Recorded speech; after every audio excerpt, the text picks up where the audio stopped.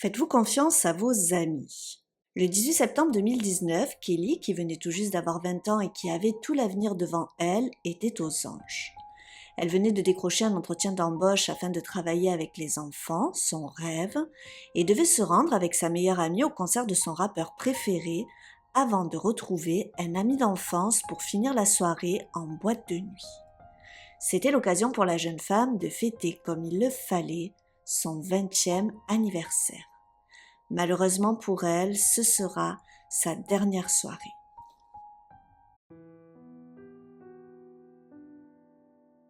Kelly Ann Louise Bunker naît le 7 septembre 1999 à Tamworth en Angleterre. Elle grandit entourée de ses parents, Deborah et Christopher, ainsi que de son frère et de sa sœur dont elle était très proche. Durant son enfance, comme dans beaucoup de familles, ses parents se séparèrent. Néanmoins, ils réussirent pour le bien de leurs enfants à garder de bonnes relations. Kelly, son frère et sa sœur partageaient donc leur temps et leurs vacances entre leur père et leur mère ainsi que leurs conjoints respectifs. Elle grandit donc heureuse dans une famille unie et aimante malgré la séparation de ses parents. Kelly était une jeune fille douce, attentionnée, qui aimait particulièrement les enfants. D'ailleurs, elle rêvait d'enseigner, de travailler au contact des enfants. Après avoir obtenu l'équivalent de son bac, elle décida de prendre une année sabbatique et trouva un emploi de serveuse. Parallèlement, comme c'était son rêve, elle cherchait aussi un travail dans l'éducation. C'est ainsi qu'en septembre 2019, quelques jours après son 20e anniversaire, elle reçut une réponse favorable à l'une de ses demandes. Un jardin d'enfants cherchait une assistante d'éducation et le profil de Kelly les intéressait particulièrement. Elle décrocha alors un entretien d'embauche qui devait avoir lieu le 19 septembre 2019. La jeune femme était sur un petit nuage, d'autant plus qu'elle avait prévu avec sa meilleure amie Monique de se rendre au concert de leur rappeur préféré, Etch. Elle était totalement fan de lui et très impatiente d'aller le voir. Quelques jours avant, elle avait tweeté « La seule chose qui me fait continuer, c'est de voir Etch mercredi.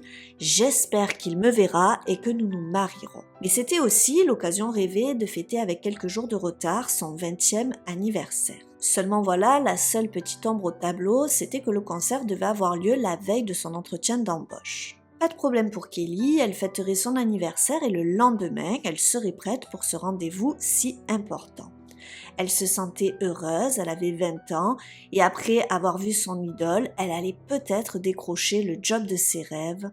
En tout cas, c'est ce qu'elle espérait. Le 18 septembre 2019 au soir, les jeunes femmes surexcitées se rendirent donc au concert de leur rappeur préféré et elles y passèrent un moment inoubliable.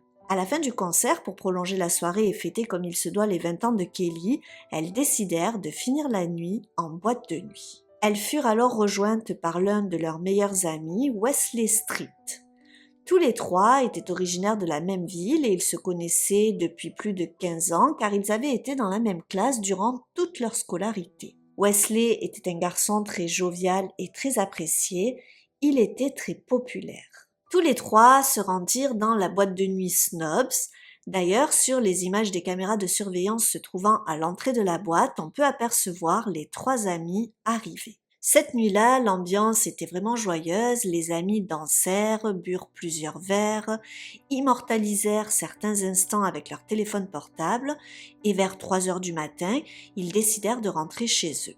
Ils commandèrent donc un taxi qu'ils prirent tous les trois ensemble et ils se firent déposer chez Monique. Kelly avait laissé son sac chez sa meilleure amie et souhaitait le récupérer avant de rentrer chez elle. Elle en profita pour se changer et mettre une tenue plus confortable afin de faire le trajet retour jusqu'à sa maison. Elle habitait à environ 20 minutes de marche de chez Monique. Elle retira donc sa tenue jaune fluo pour enfiler un legging et un t-shirt. En bonne amie, Monique lui proposa de dormir chez elle. Elle n'était pas rassurée de savoir qu'elle allait rentrer à pied. Elle avait pas mal bu et en plus, il était très tard.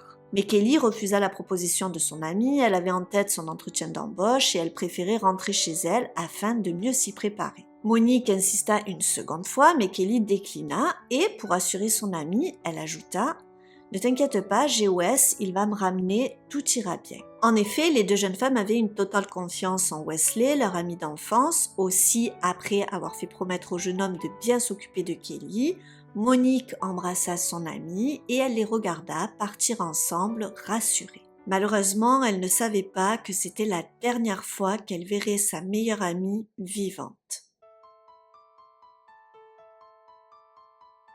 Le lendemain matin, vers 10 heures à son réveil, Monique envoyait un texto à Kelly pour savoir si elle était bien rentrée, mais aussi pour savoir si elle s'était bien réveillée. Elle savait que son rendez-vous de 14 heures était très important pour elle, mais Kelly ne répondait pas. Après quelques minutes, elle tenta de l'appeler, mais le téléphone de son amie d'enfance était sur messagerie. Ce n'était pas dans les habitudes de Kelly de ne pas avoir son téléphone chargé auprès d'elle, mais Monique pensa que peut-être elle avait décidé de dormir chez Wesley au dernier moment et n'avait donc pas pu le charger. En tout cas, c'est ce qui lui semblait le plus plausible. Elle envoya donc un texto à Wesley, mais celui-ci ne répondit pas non plus. Au bout d'un moment, elle commençait à s'impatienter et elle décida d'appeler Wesley directement. Celui-ci décrocha, mais elle ne s'attendait absolument pas à ce qu'il allait lui raconter. Il lui raconta qu'ils étaient bien partis ensemble, mais que peu de temps après, il s'était senti vraiment mal. Ce soir-là, alors que les deux filles buvaient un verre, lui en buvait 3. Aussi, à l'approche des 4 heures du matin, il n'était plus très frais.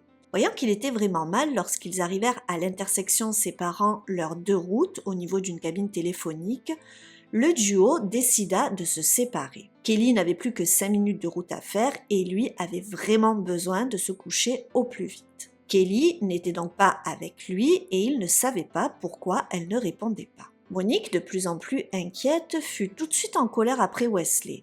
Il avait promis de ramener Kelly chez elle et finalement il ne l'avait pas fait. Elle savait bien qu'il n'était pas prudent pour une jeune fille qui plus est alcoolisée de marcher seule la nuit dans la rue.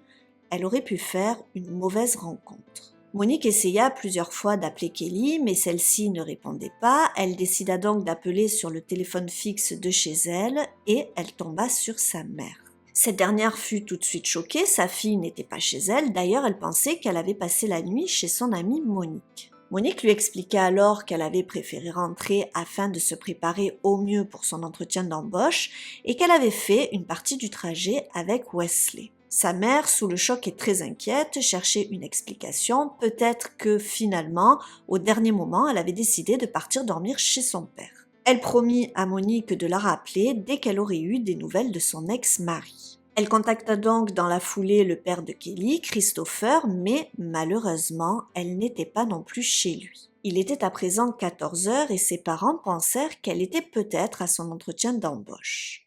Mais aussitôt après avoir accroché avec son ex-femme, son père reçut un appel du jardin d'enfants. Kelly ne s'était pas présentée au rendez-vous et elle avait donné le numéro de son père comme personne à contacter en cas d'urgence.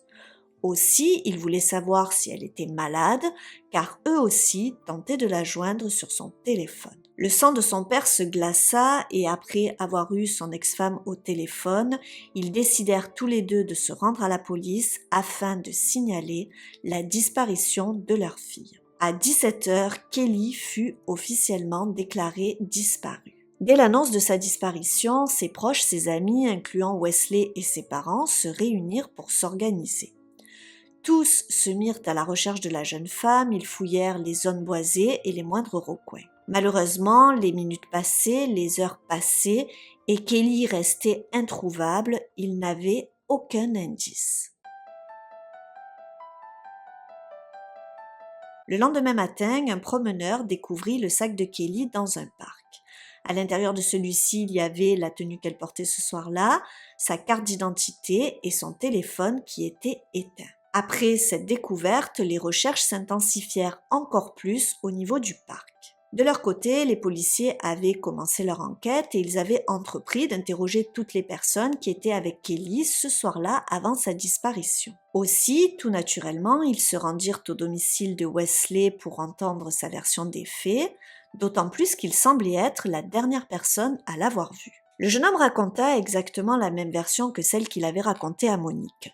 Il avait quitté Kelly devant une cabine téléphonique à quelques mètres de son domicile et il était rentré chez lui car il avait beaucoup trop bu et ne se sentait pas très bien. D'ailleurs, il raconta également qu'il avait du mal à se souvenir ce qu'il s'était passé ce soir-là. Il se montra plutôt coopératif et les policiers lui demanderont de l'aide pour retracer le parcours qu'il avait emprunté cette nuit-là. Il accepta et monta en voiture avec les officiers afin de les guider. Les policiers savaient que Wesley était la dernière personne à avoir vu Kelly vivante. Aussi, dans la voiture, ils continuèrent à lui poser des questions et celui-ci commença à se montrer de plus en plus nerveux. Ils lui demandèrent alors s'il pouvait voir son téléphone portable, mais il refusa. Cette attitude ne va faire que renforcer les soupçons des enquêteurs envers lui. Il va malgré tout, devant leur insistance, leur donner son téléphone portable, mais il va leur donner un faux code de verrouillage. Quand ils vont s'en rendre compte, il va dire qu'il ne se souvenait plus vraiment de son code, et à la fin, il va céder et il leur donnera le vrai code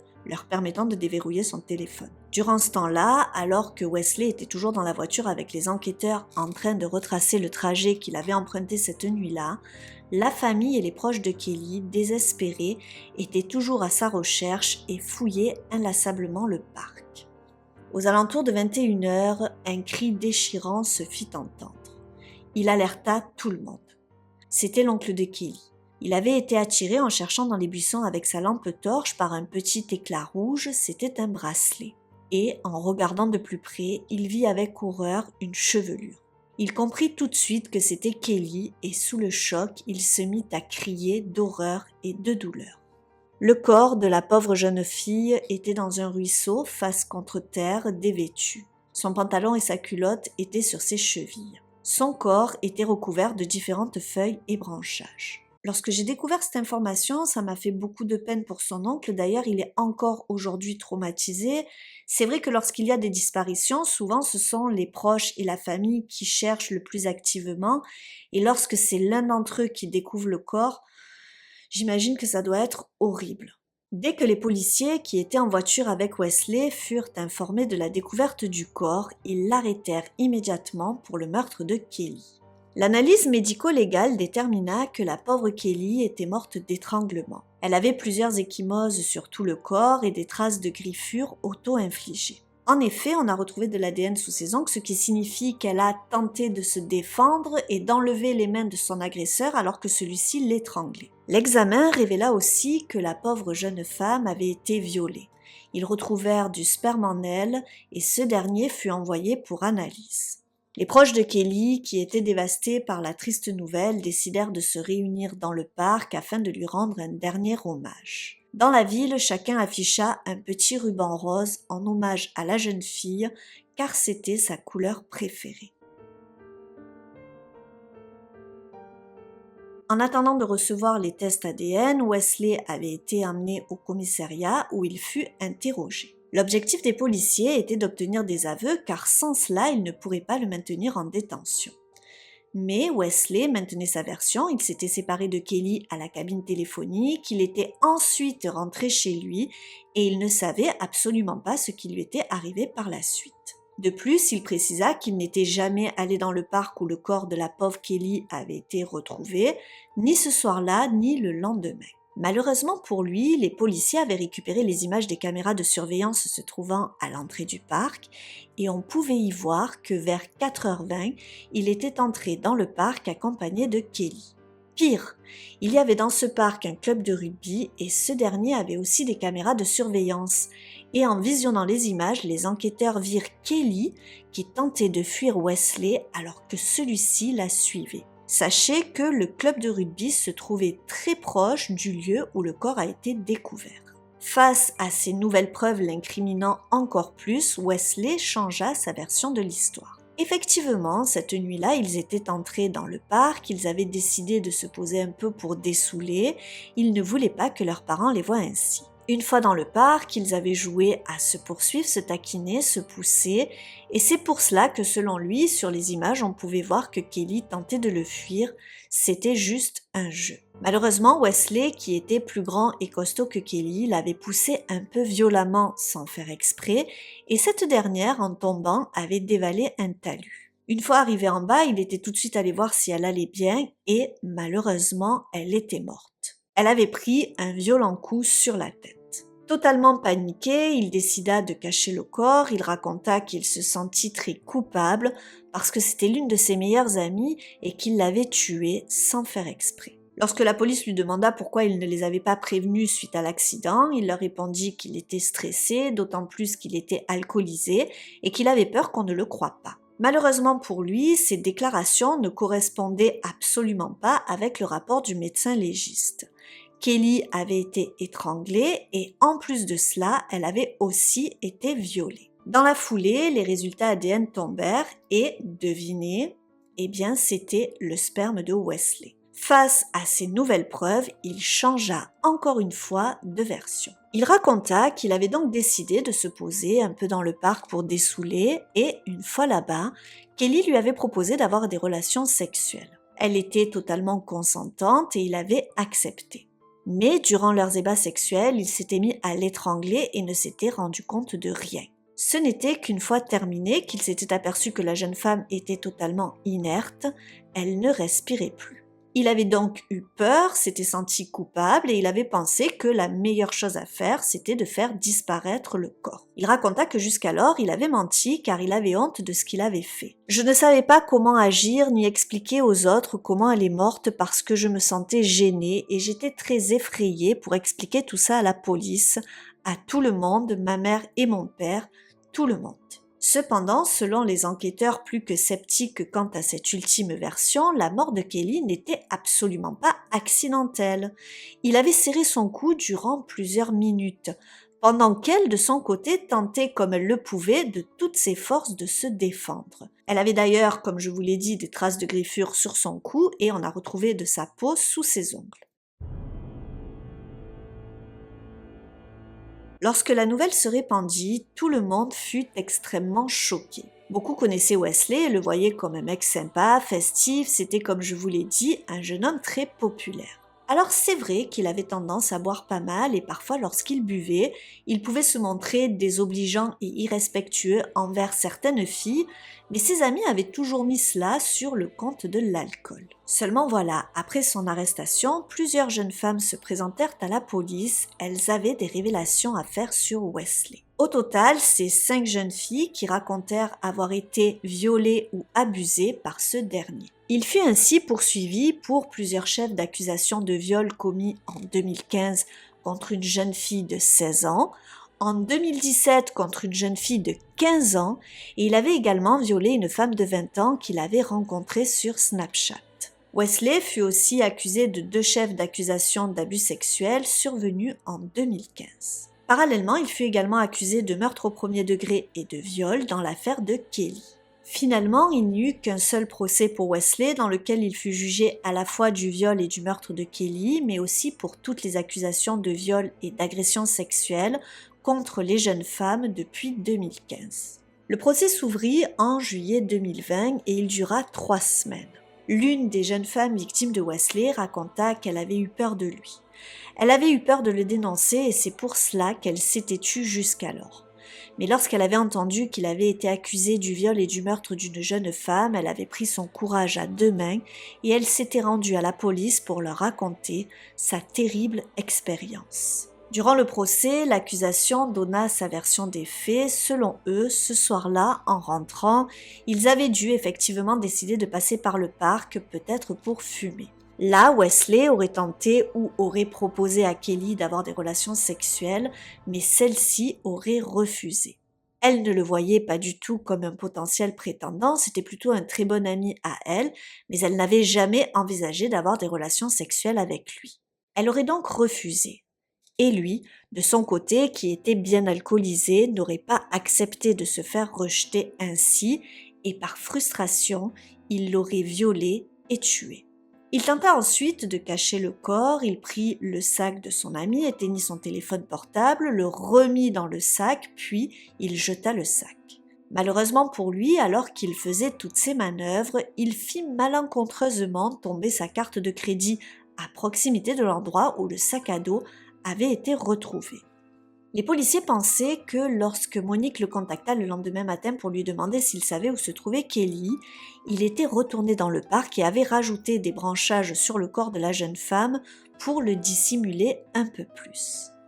Plusieurs témoins révélèrent d'ailleurs avoir vu Wesley le lendemain de la disparition de Kelly vers 10h du matin rôder dans le parc. Selon eux, il avait l'air nerveux, il semblait marcher sans but. Pour la défense, les relations sexuelles qu'il avait eues avec Kelly étaient consentantes. D'ailleurs, toutes les relations sexuelles qu'il avait eues, y compris avec Kelly, étaient consentantes. Pour eux, la mort de Kelly était un accident résultant d'un jeu sexuel qui avait mal tourné. Ils plaidèrent la mort accidentelle et l'abandon de toutes les charges pour agression sexuelle et viol, car selon eux, toutes les jeunes filles étaient consentantes. Toutes ces filles l'accusaient de viol simplement pour se venger car il n'aurait soi-disant pas daigné continuer les relations avec elles alors qu'il venait d'obtenir ce qu'il voulait. Il était simplement victime d'un complot contre lui dont le seul but était de le faire plonger. Concernant Kelly, Wesley ne s'était pas rendu compte qu'il l'étranglait réellement lors de leurs ébats. Il pensait, raconta-t-il, que les secousses, les griffures, toutes les réactions qu'elle avait pu avoir faisaient simplement partie du jeu sexuel. 3 des jeunes filles abusées par Wesley vinrent témoigner courageusement à la barre. La jeune femme qui avait été séduite sur Snapchat déclara qu'elle avait d'abord cru que c'était de sa faute, elle s'était retrouvée chez lui car il l'avait invitée, elle avait accepté, puis il l'avait embrassée, mais la suite, elle n'y avait pas consenti. C'est l'annonce du meurtre de Kelly qui lui avait permis de trouver le courage d'en parler à quelqu'un. Le jury se retira et délibéra seulement quelques heures. Wesley fut reconnu coupable en août 2020 de tous les chefs d'accusation qui pesaient contre lui. Il fut condamné à la prison à perpétuité avec une peine minimale de 29 ans et 46 jours.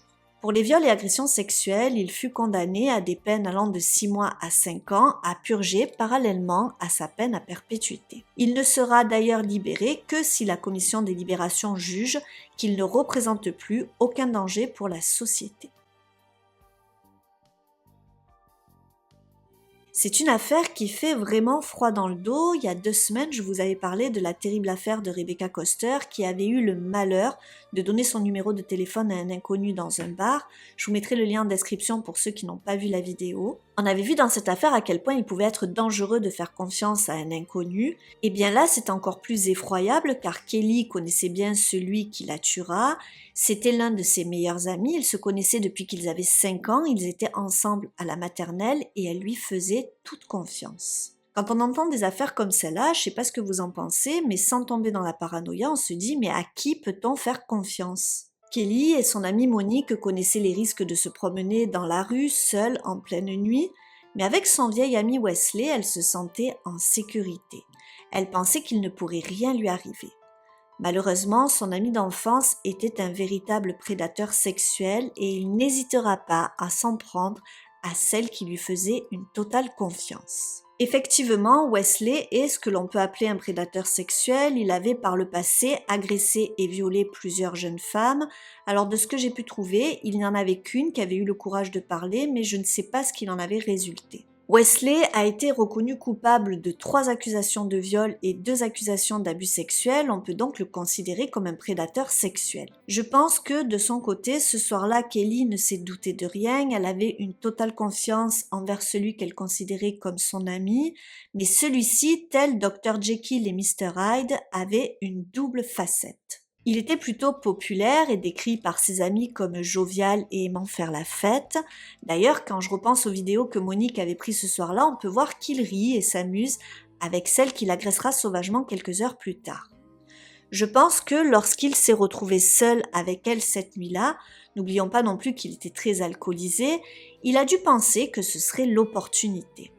La pauvre Kelly était vulnérable, beaucoup plus petite et frêle que lui. Ils étaient seuls, il n'y avait pas de témoins et c'était sûrement pour lui l'occasion idéale. Je ne peux qu'imaginer, mais sur les caméras du club de rugby, on peut voir qu'elle a tenté de fuir ce pseudo-ami. J'imagine qu'une fois dans le parc, il a dû se montrer insistant et exiger des relations sexuelles, ce que la jeune femme a dû, je pense, refuser. Seulement voilà, dans ce désir d'assouvir ses pulsions, de contrôler et de soumettre sa victime, il l'a violée. L'a-t-il tuée dans un excès de violence car elle tentait de se débattre afin de s'échapper? Ou l'a-t-il tuée pour l'empêcher de raconter ce qu'il s'est passé? Ça, je ne peux pas vous le dire. J'ai vraiment une pensée particulière pour ses frères et sœurs ainsi que ses parents. J'imagine le choc lorsqu'ils ont dû découvrir que c'était son ami d'enfance qui l'avait attaqué. J'imagine qu'ils devaient bien le connaître et sans doute lui faisaient-ils confiance eux aussi. J'ai aussi une pensée particulière pour Monique, son amie qui voulait qu'elle reste dormir chez elle cette nuit-là. J'imagine qu'elle doit regretter de ne pas avoir réussi à la convaincre. Pensez-vous que les auteurs de viols et d'agressions sexuelles sont condamnés en Occident avec suffisamment de fermeté? Dans le cas de Wesley, s'il n'y avait pas eu toutes ces filles victimes qui s'étaient manifestées, il aurait pris 29 ans de prison incompressible. Pensez-vous que cela aurait été assez? Avec plus de 12 000 morts violentes par an, le Venezuela est considéré comme l'un des pays les plus dangereux du monde, et ça, les parents d'Angela, une jeune fille de 16 ans, le savaient bien. Aussi, ils étaient assez regardants sur les sorties de leur fille, et lorsque celle-ci leur demanda l'autorisation de se rendre à l'anniversaire d'un ami qu'ils connaissaient, ils acceptèrent. Malheureusement, la jeune fille va mystérieusement disparaître et cette affaire va générer une forte mobilisation sociale au Venezuela et dans toute l'Amérique latine. Angela est née en 2002 au Venezuela et plus précisément dans l'état de Bolivar. Elle grandit heureuse dans une famille aimante entourée de son père, Angel Daniel Aguirre, de sa mère, Yerlis Yagaré, ainsi que de ses frères et sœurs. Elle était très proche de sa sœur Nathalie, elles avaient seulement 2 ans d'écart et les 2 sœurs partageaient tout. Elle avait également un petit frère de 6 ans, son cadet. Le papa d'Angela était ingénieur, il travaillait dans une entreprise d'État et sa maman était coiffeuse. Elle avait ouvert un petit salon de coiffure à domicile et Angela, qui était passionnée d'esthétisme, prenait beaucoup de plaisir à aider sa maman dans son travail. La famille vivait donc heureuse au Venezuela au sein d'un quartier populaire de la ville de San Félix. Les parents d'Angela avaient toujours eu à cœur de bien éduquer leurs enfants. Vivant dans un pays extrêmement dangereux, ils avaient conscience que pour une jeune fille, il fallait être prudente. En effet, avec plus de 45,6 morts violentes pour 100 000 habitants, ce qui représente 7 fois la moyenne mondiale, le Venezuela est reconnu comme l'un des pays les plus dangereux du monde. Le Venezuela, comme beaucoup d'autres pays d'Amérique latine, est parasité à la fois par les voyous du haut et les voyous du bas. Entre le trafic de drogue, les extorsions et les enlèvements, le pays est également gangréné par la corruption et une mauvaise gestion de l'État. Et comme c'est souvent le cas, ce qui trinque le plus, ce sont le peuple, les petites gens. Et ça, les parents d'Angela en avaient conscience aussi, ils étaient assez stricts sur les endroits que fréquentait leur fille, ils voulaient toujours savoir où elles allaient et avec qui elles étaient. Angela, elle, était une jeune fille de son âge, elle avait 16 ans et n'avait pas vraiment conscience des dangers qui peuvent peser sur une jeune fille dans ce genre de pays. Elle était éprise de liberté, de nouvelles rencontres. Ce qu'elle voulait, c'était sortir avec ses amis, vivre des expériences et comme toutes les jeunes filles de son âge, et ce peu importe le lieu géographique, elle était assez frustrée des contraintes que lui imposaient ses parents. Concernant sa scolarité, elle étudiait au lycée de San Félix et elle était connue pour être très sociable, affectueuse et extravertie. Elle avait un grand sens de l'humour, elle aimait rire, elle allait facilement vers les autres et elle avait cette capacité à se faire de nouveaux amis. Elle aimait la vie, les sorties, ses amis et adorait danser. Angela était aussi une fille au grand cœur qui aimait se rendre utile et aider les autres. D'ailleurs, elle rêvait d'entreprendre des études de psychologie après le lycée. Le 23 mars 2019, Angela se réveilla quelque peu frustrée. L'une de ses meilleures amies fêtait son anniversaire et ses parents refusaient de la laisser y aller. Elle avait insisté, mais ses parents étaient formels, sa copine n'habitait pas à côté et en plus de cela, elle vivait dans un quartier malfamé et il était hors de question qu'ils prennent le risque de se déplacer là-bas pour aller la mener ou la récupérer en fin de journée, c'était bien trop dangereux. Ce jour-là, c'était aussi l'anniversaire de José Alberto Cedeno, l'ex-petite amie de l'une de ses meilleures amies. Il fêtait ses 18 ans. Angela le connaissait depuis 3 ans et au fil du temps, ils étaient devenus amis. Ce matin-là, elle lui envoya donc un message pour lui souhaiter son anniversaire et José Alberto en profita pour l'inviter à fêter cela ensemble.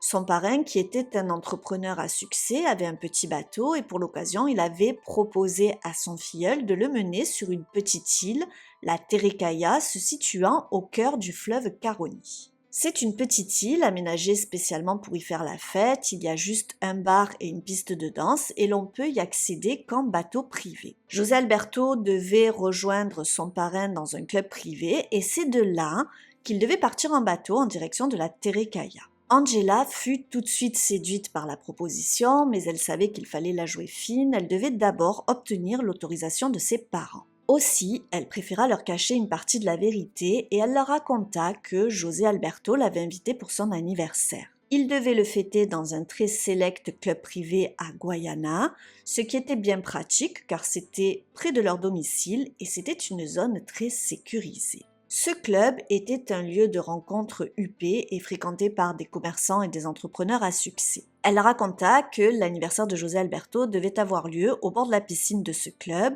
avec quelques amis et membres de la famille du jeune homme. Pour la petite info, sachez que seuls les membres et les invités étaient autorisés à rentrer sur le site et la sécurité à l'entrée était très stricte. Elle préféra leur cacher le fait qu'en réalité, ils avaient l'intention de se rendre en bateau sur une île pour faire la fête. Elle savait très bien que si ses parents avaient su la vérité, ils ne l'auraient pas accepté. Au départ, les parents d'Angela n'étaient pas très chauds, mais ils lui avaient déjà refusé de se rendre à l'anniversaire de son amie. Ça ne leur faisait pas plaisir de la restreindre ainsi. D'ailleurs, Angela, suite à ce premier refus, les avait un peu boudés. Là, toutes les conditions étaient réunies, ils connaissaient José Alberto, le club était sécurisé et très sélect, et en plus, ils n'avaient pas beaucoup de route à faire pour déposer et aller récupérer leur fille.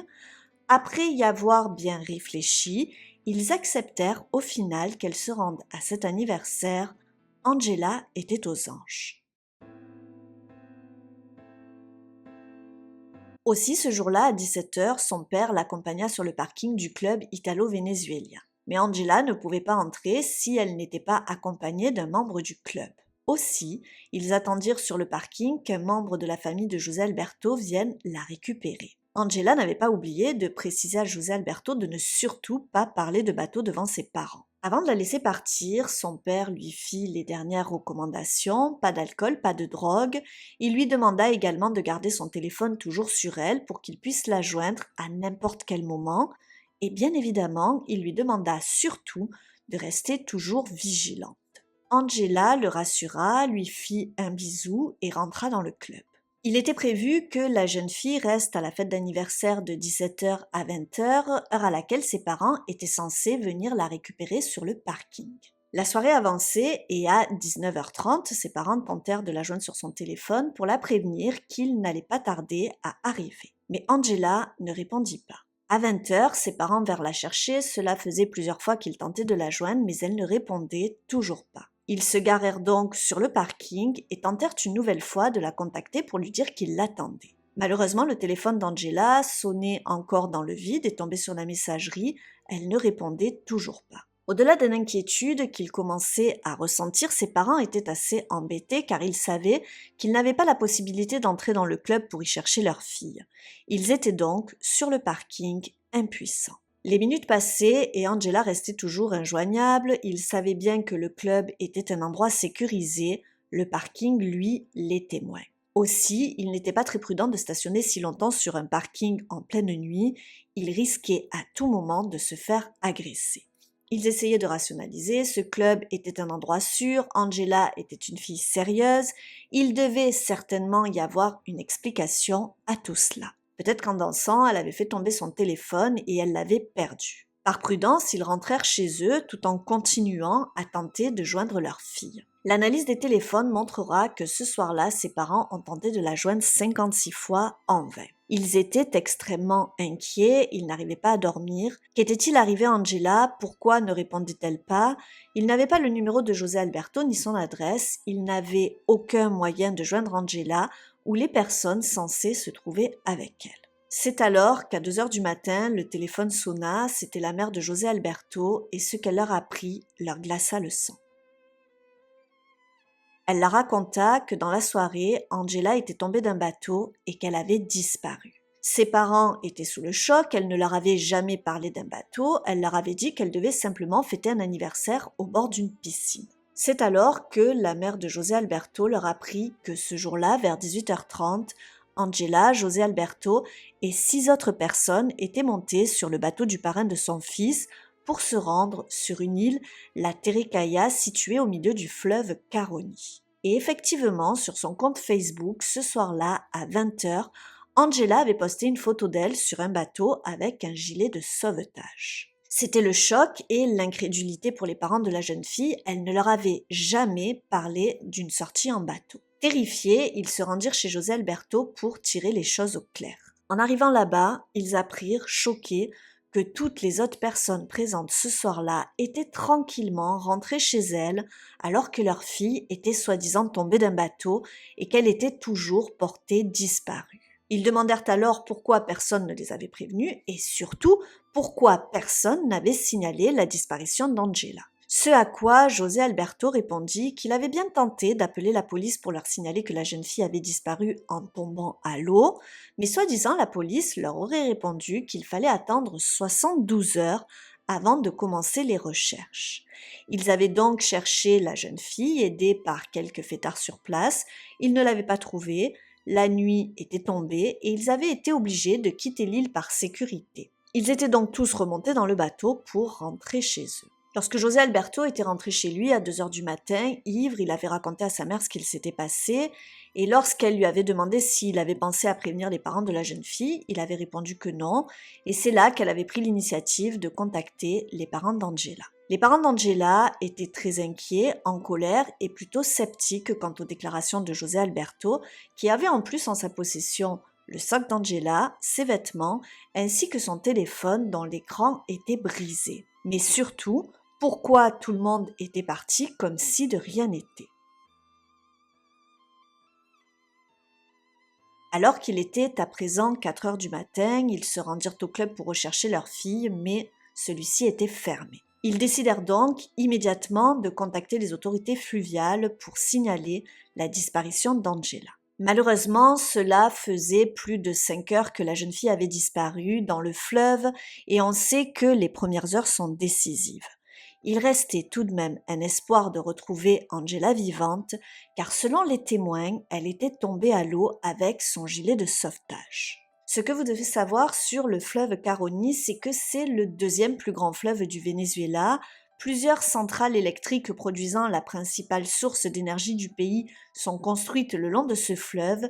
Il est donc très dangereux car lorsque les centrales ouvrent les vannes, il y a de puissants courants. Les recherches commencèrent et les parents d'Angela se servirent des réseaux sociaux pour rameuter un maximum de volontaires ayant un bateau pour aider aux recherches. Comme je vous l'ai dit, au départ, il y avait encore un petit espoir de la retrouver vivante, car la dernière photo qu'elle avait prise et qu'elle avait postée sur son Facebook la montrait avec un gilet de sauvetage, et selon les différents témoins, elle le portait encore lorsqu'elle avait disparu. D'ailleurs, à ce propos, plusieurs témoins furent entendus, mais ils ne donnèrent pas tous la même version. La plupart racontèrent que ce soir-là, une fois arrivés sur l'île, ils amarrèrent le bateau et partirent immédiatement profiter de la fête. Vers 20h, au moment de rentrer, il n'y avait aucune trace d'Angela. Ils avaient donc tenté de la chercher, mais ils ne l'avaient pas trouvée. Ils étaient alors remontés à bord de leur bateau pour rentrer tranquillement chez eux. D'autres racontèrent que, de leur côté, Angela était restée sur le bateau pendant qu'ils étaient partis au bar chercher des bières et que lorsqu'ils étaient revenus, la jeune fille n'était plus là, elle avait disparu. Ils avaient alors tout de suite pensé qu'elle était tombée à l'eau, ils l'avaient cherchée mais ne l'avaient pas trouvée. Ils étaient alors remontés à bord du bateau pour rentrer chez eux. La nouvelle de la disparition d'Angela devint rapidement virale sur les réseaux sociaux et beaucoup ne croyaient pas en la version de l'accident. De plus, qui serait rentré tranquillement chez lui alors que son ami était tombé d'un bateau, sans prévenir personne, d'autant plus lorsqu'on connaît la dangerosité du fleuve Caroni. Le premier jour de recherche resta infructueux, aucune trace d'Angela. À cause de toute l'agitation médiatique, le gouverneur de l'État ordonna l'intervention de l'armée. Ils entreprirent donc de contrôler toutes les personnes présentes ce soir-là et le club fut fermé le temps des recherches. Les autorités notèrent plusieurs irrégularités, notamment concernant les mouvements des bateaux. En effet, il était interdit de naviguer après 17 heures car cela était bien trop dangereux. Le propriétaire du bateau, le parrain de José Alberto, avait donc navigué illégalement. De plus, il n'avait pas non plus l'autorisation de s'amarrer au club privé car celui-ci était réservé aux membres, mais lui n'en était pas un. Les recherches pour retrouver Angela durèrent encore 2 jours de plus, la famille était désespérée. Le mardi 26 mars, à 7 heures du matin, un corps flottant fut repéré avec un gilet de sauvetage noir. Ils comprirent immédiatement qu'il s'agissait là d'Angela. Le problème, c'était que le lieu où fut découvert le corps était incompatible avec la version donnée par José Alberto et ses convives.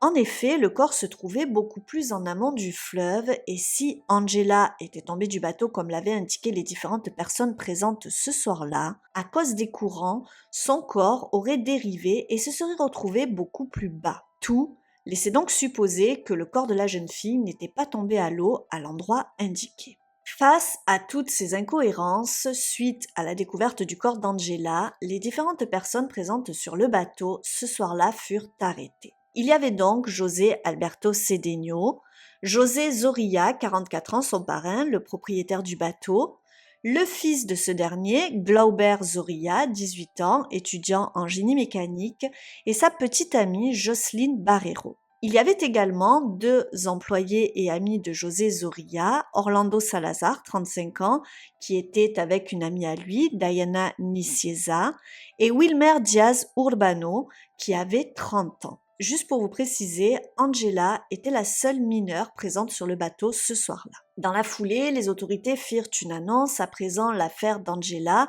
était considérée comme une affaire de meurtre. En effet, les résultats de l'autopsie révélèrent que la jeune fille avait des traces de traumatisme crânien et facial, certainement provoquées par un objet contondant. De plus, elle présentait des traces de violence sexuelle. Tout laissait donc penser qu'elle avait été violée et battue avant d'être jetée à l'eau où elle se serait noyée. La cause de la mort était une asphyxie mécanique par immersion, ce qui sous-entend que la tête de la pauvre Angela avait été maintenue sous l'eau pour être noyée. Juste pour info, sachez que les médecins légistes n'ont pas été en mesure de déterminer si Angela avait pris de la drogue ou de l'alcool ce soir-là. L'affaire était à présent aux mains de la justice car la mort d'Angela n'avait rien d'accidentel, contrairement à ce que certains témoins voulaient laisser croire. Mais contre toute attente, le lendemain de l'arrestation des suspects, le 28 mars, la procureure Emilia Hernandez fit pratiquer une nouvelle autopsie sans l'accord des parents. D'ailleurs, à ce sujet, sachez que les parents d'Angela n'ont pas pu voir le corps de leur fille, ils ne l'ont identifié que sur photo. Et les résultats de la nouvelle autopsie firent scandale. Les conclusions allaient totalement à l'encontre de la première. Angela n'aurait absolument pas été battue ni violée. Il n'y avait plus de traces de violence volontaire. Les marques étaient dues au choc contre des rochers. Elle n'avait pas non plus été violée. Les relations sexuelles étaient consenties et la cause de la mort était accidentelle. Le lendemain, les autorités annoncèrent dans une nouvelle conférence de presse que l'affaire avait finalement été classée comme une mort violente au lieu d'un homicide.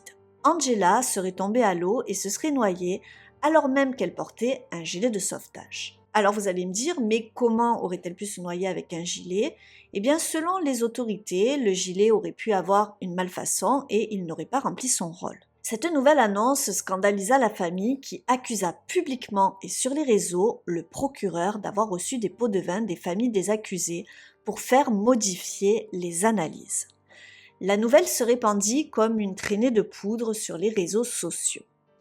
Un média indépendant, reconnu pour son sérieux et ses investigations, Efecto Cucuyo, enquêta sur cette affaire et mit en évidence que les parents des accusés avaient offert 100 000 $ et 3 kilos d'or au procureur et à certains membres de la police scientifique afin qu'ils modifient le rapport d'autopsie. L'enquête de ce média indépendant chamboula totalement cette affaire et suite à cela, la procureure Emilia Fernandez fut récusée. Cependant, entre-temps, José Alberto avait changé sa version pour qu'elle colle mieux au résultat de la seconde autopsie. Voici ce qu'il raconta. Ce soir-là, il avait eu des relations sexuelles avec Angela dans le fleuve, il n'aurait pas osé en parler car il avait bien trop honte. Tous les deux portaient leur gilet de sauvetage et alors qu'ils étaient dans l'eau entre deux bateaux, ils avaient été emportés par le courant. Lui ne savait pas nager et il aurait paniqué.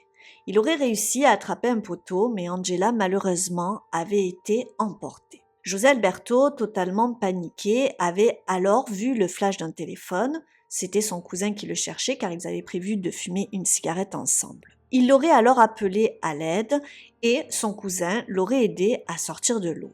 Mais Angela, entre-temps, avait disparu.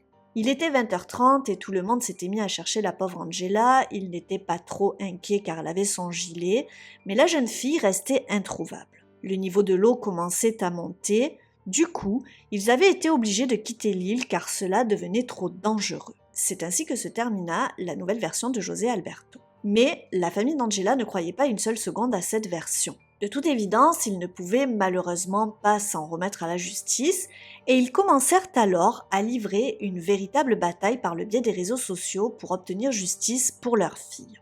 Nathalie, la sœur aînée d'Angela, qui était aussi sa confidente, raconta que sa sœur n'avait aucune relation sentimentale avec José Alberto. D'ailleurs, depuis quelque temps, ils se voyaient moins souvent car justement, le jeune homme lui avait déjà proposé d'avoir des relations sexuelles, mais elle avait décliné.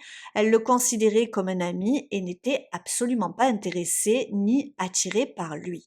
D'autant plus que, selon sa sœur, elle venait tout juste de se séparer de son petit ami qui était d'une jalousie maladive et elle n'avait pas, selon elle, envie tout de suite de se lancer dans une nouvelle relation.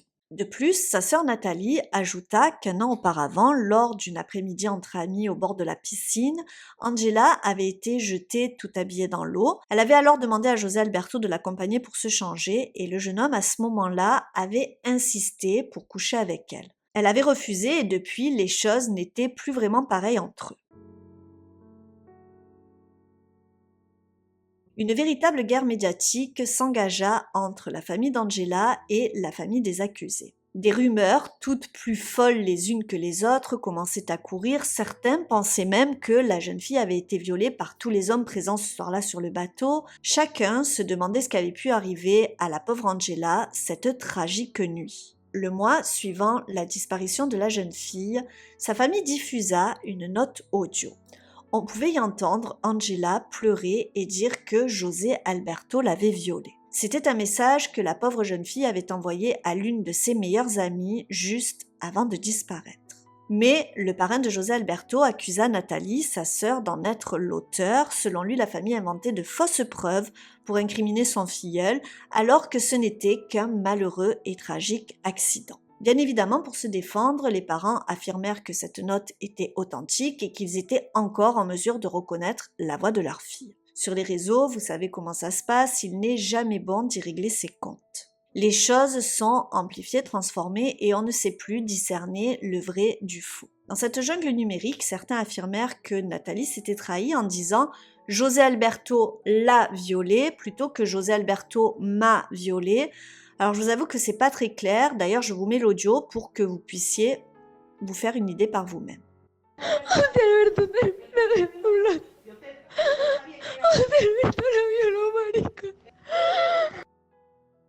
Ce qui aurait été plus simple, c'est que la police analyse le message pour voir s'il était authentique, en ayant l'heure où il a été envoyé. Il est facile, je pense, de savoir qui l'a enregistré, mais la police ne fit aucune déclaration concernant cet audio, alors que l'affaire était en train de faire scandale sur les réseaux. Les autorités, elles, de leur côté, semblaient prôner le « pas de vague ».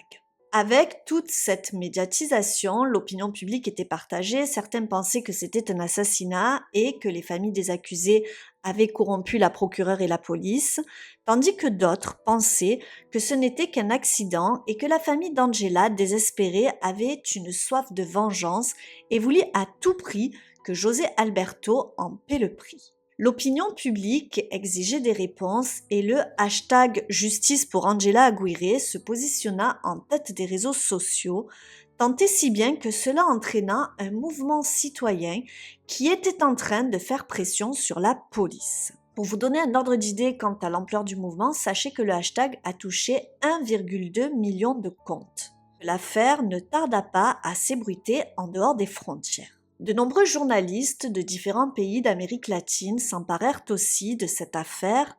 Tous les projecteurs étaient à présent braqués sur le Venezuela, qui n'avait d'ailleurs déjà pas très bonne réputation. Il fait tout de même partie des 15 États les plus corrompus du monde et le taux d'impunité est de 90%. C'est incroyable, 90% des crimes ne sont pas résolus. De leur côté, les familles des accusés, pour défendre les leurs, se mirent à lancer de fausses rumeurs concernant Angela. Ce n'était pas une fille bien, elle avait menti à ses parents pour se rendre à la fête, c'était une fille facile, tous les coups étaient permis. Mais cela n'eut pas du tout l'effet escompté, au contraire, les attaques faites contre Angela ne firent que renforcer les soutiens à sa famille.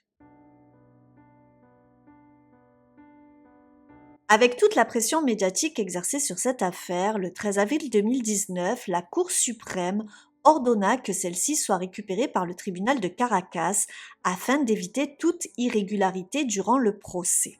À la suite de cette annonce, des centaines de personnes descendirent dans les rues pour réclamer une nouvelle fois justice pour Angela. Le 19 juillet 2019 s'ouvrit l'audience préliminaire des 7 accusés. À l'issue de celle-ci, tous furent envoyés en détention préventive.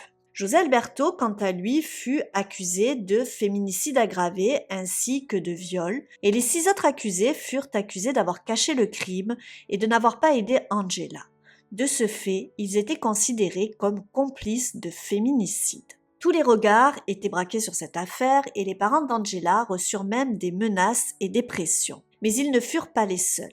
60 organisations émirent un communiqué au gouvernement demandant que le cas d'Angela soit traité le plus impartialement possible, car tous les yeux étaient tournés vers cette affaire. En raison de la crise sanitaire de 2020-2021, la famille d'Angela dut attendre 2 longues années pour que le procès s'ouvre. Alors, sur le déroulement du procès, je ne peux pas trop vous dire comment les choses se sont passées, car les débats sont restés privés et rien n'a fuité dans la presse. L'affaire était certainement trop explosive. Le tribunal jugea que José Alberto avait bel et bien violé et assassiné la pauvre Angela avant de la jeter dans la rivière. Son parrain fut reconnu coupable de complicité et il fut donc reconnu coupable du même crime. Tous les deux furent condamnés à 29 ans de prison. Concernant les 5 autres personnes, tous furent acquittés, ce qui scandalisa la famille. Le dossier fut ensuite renvoyé devant la cour d'appel. Le but était de faire reconnaître la culpabilité des 5 acquittés. Malheureusement pour la famille, le verdict fut confirmé. Actuellement, la famille se bat toujours pour tenter d'aller en cassation. La longue bataille de la famille d'Angela n'est donc pas encore terminée. Ce fut un combat très difficile, notamment à cause de la crise sanitaire qui repoussa plusieurs fois le procès, mais aussi à cause du fait que de nombreux témoins finirent par se dégonfler et refusèrent de témoigner à la barre. Aujourd'hui, José Alberto et son parrain sont toujours incarcérés. José Alberto clame toujours son innocence. Selon lui, la famille d'Angela met la pression sur la justice afin qu'un responsable dans sa mort soit désigné, alors que ce n'était qu'un tragique accident. Dans un pays où 90% des crimes sont irrésolus, l'affaire d'Angela était au départ mal partie. Mais cette fois-ci, l'opinion publique, les réseaux sociaux vont contribuer à ce que justice soit rendue. En effet, si les parents d'Angela n'avaient pas médiatisé cette affaire sur Twitter et Facebook, cette affaire aurait très bien pu rester impunie. C'est grâce à la pression populaire et médiatique que le gouvernement a été obligé de traiter cette affaire avec la plus grande rigueur. J'ai d'ailleurs une pensée particulière pour tous ceux qui, à travers le monde, se battent pour obtenir justice. J'avais déjà traité sur cette chaîne d'affaires où il était question de corruption. Les plus fidèles d'entre vous se souviendront de l'affaire de Bérénice Alanis, qui, après avoir fait tuer son mari et ses enfants, avait été libérée de prison par le procureur. Si vous n'avez pas vu cette vidéo, je vous mettrai le lien en description. Pour bien comprendre cette affaire, je pense qu'il faut tenir compte du contexte particulier de ce pays. Le Venezuela est considéré comme l'un des pays les plus dangereux du monde, le taux de mort violente est 7 fois plus important que la moyenne mondiale, et ça, les parents d'Angela en avaient conscience. Ils savaient qu'ils vivaient dans un pays dangereux et ils essayaient de protéger leurs filles et leurs fils au mieux. Mais malheureusement, on ne peut pas se méfier de tout le monde et dans un pays où la criminalité organisée, la corruption et la mauvaise gestion de l'État se côtoient, les parents d'Angela pensaient leur fille en sécurité dans un club privé avec José Alberto, un jeune issu d'un milieu aisé qu'il pensait bien connaître. Mais dans cette affaire, comme dans celle de Kelly Bunker, c'est d'un ami, une personne soi-disant de confiance, que le danger va venir. De ce que j'ai pu trouver, il y a eu des rumeurs qui disaient qu'Angela cherchait José Alberto, mais selon sa sœur, elle n'était pas du tout intéressée par lui. Alors pourquoi donc était-elle allée le rejoindre ? Eh bien, j'imagine que ce jour-là, lorsqu'elle l'a appelé pour lui souhaiter son anniversaire, la proposition de José Alberto l'a séduite. Un tour de bateau, son entrée dans un club select et faire la fête sur une île, tout pour plaire à une jeune fille de 16 ans. Angela savait très bien que ses parents ne cautionneraient pas qu'elle parte avec 7 autres personnes majeures sur un bateau, d'autant plus qu'ils ne les connaissaient pas, et ce n'étaient d'ailleurs même pas les amis de José Alberto, ils étaient amis avec son parrain. Elle a donc préféré cacher une partie de la vérité. Dans cette affaire, il reste tout de même pas mal de zones d'ombre. Était-ce un tragique accident ou un meurtre ? José Alberto et son parrain, qui ont été condamnés à 29 ans chacun, étaient-ils coupables ou innocents ? Je vous laisse y répondre en commentaire. Je pense aussi que si la première autopsie a révélé des traces de violence sexuelle, eh bien c'est que la pauvre Angela a bien été agressée. Et j'imagine que, comme l'affirme sa sœur, José Alberto était attiré par la jeune fille, il lui avait déjà fait des propositions qu'elle avait déclinées, et elle avait même pris un peu ses distances avec lui à cause de cela. Je pense que ce soir-là, le contexte, l'alcool, la fête, a fait en sorte de désinhiber José Alberto, qui a dû de nouveau insister auprès d'Angela. Celle-ci a sans doute refusé ses avances, et cela me paraît plausible de penser que José Alberto l'a certainement agressée. Après cela, elle a, si l'enregistrement est authentique, appelé l'une de ses amies pour tout lui raconter. Est-ce que quelqu'un a entendu cet appel et a prévenu José Alberto, qui aurait décidé de se débarrasser de la pauvre Angela par prudence ? En faisant passer le meurtre pour un accident tragique, peut-être s'était-il dit que dans un pays comme le Venezuela, il avait toutes les chances de ne pas se faire attraper. J'ai une pensée particulière pour les parents d'Angela, sa sœur et son frère qui vivent endeuillés et se battent aujourd'hui encore pour que les autres personnes présentes sur le bateau soient tenues responsables.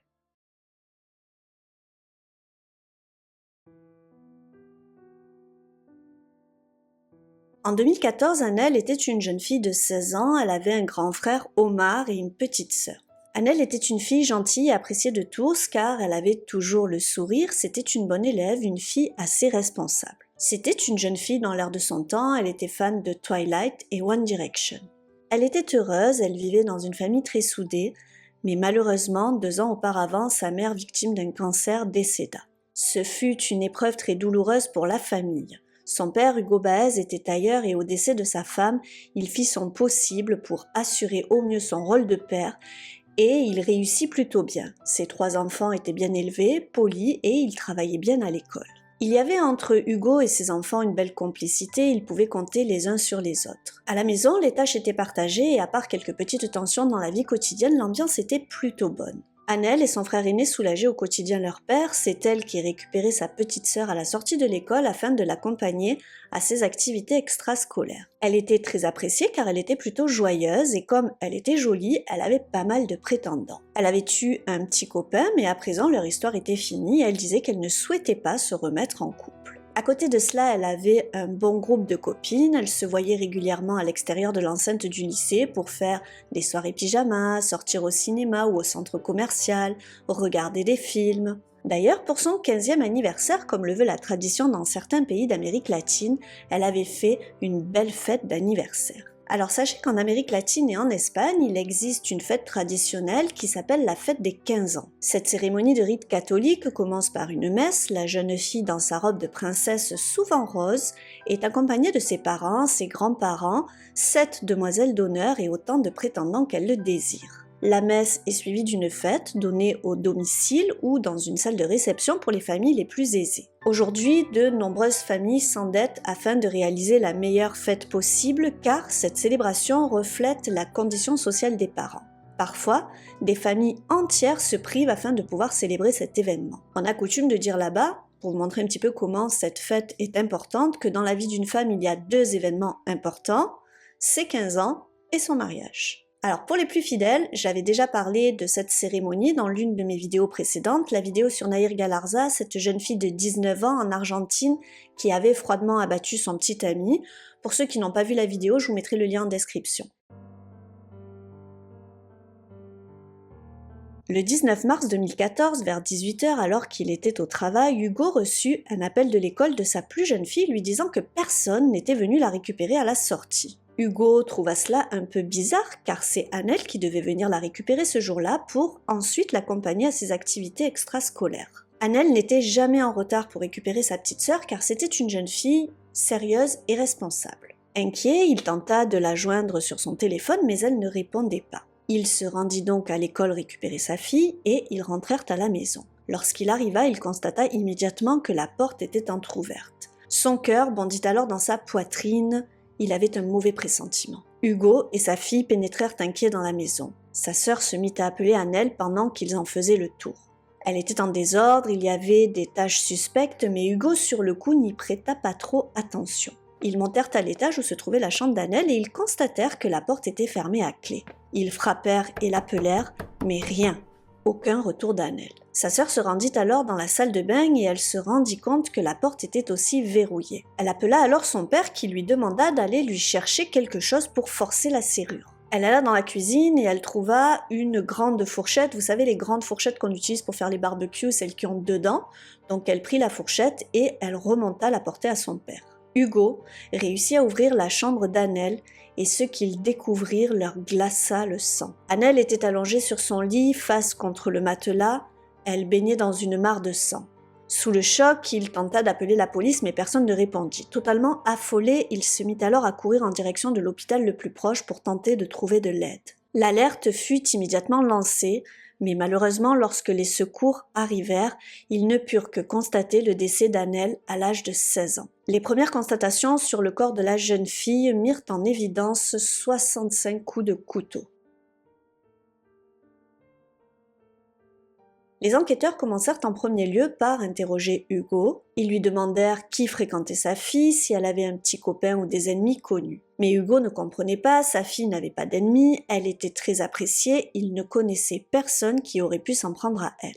Ils interrogèrent également les voisins et certains dirent qu'ils avaient vu dans l'après-midi une jeune fille mince et brune s'enfuir en courant près du logement des Baez. Les enquêteurs étaient un peu surpris car au regard de la violence de l'attaque, ils pensèrent tout de suite à un agresseur mâle et costaud. En effet, Annelle présentait sur son corps des blessures défensives, elle avait lutté pour sa vie, mais son agresseur avait pris le dessus. L'enquête continua et ils interrogèrent les amis de lycée d'Annelle. Tous étaient très choqués par la nouvelle.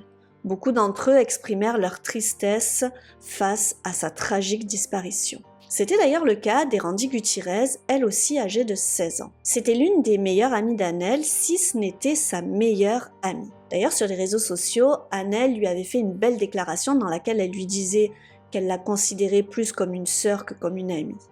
Elle lui disait « Je t'aime, tu es ma sœur bien-aimée, merci pour ces moments de folie, ces rires que tu me donnes, et aussi tu me donnes l'envie de faire des choses folles avec toi. » Elles se connaissaient depuis 2 ans, mais à cet âge-là, ça va très vite, on est très rapidement les meilleures amies du monde.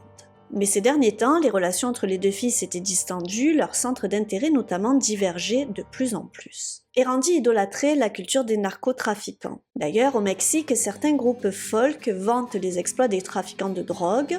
Ils sont écoutés en grande partie par la jeunesse et ces chansons sont appelées les narcocorridos. Alors, petit aparté, en France également, que ce soit dans les médias mainstream ou sur YouTube, on met en avant certains artistes, des rappeurs, qui promeuvent la violence, le trafic de drogue et les armes auprès des plus jeunes. Ces mêmes artistes se retrouvent très régulièrement au sommet des tendances YouTube, alors que nous autres, les vidéastes de True Crime, on est très souvent censurés par la plateforme. Bien évidemment, je précise pas que ces artistes touchent et influencent en majorité un public mineur, alors que nous, notre public est majoritairement à 95% composé de personnes majeures.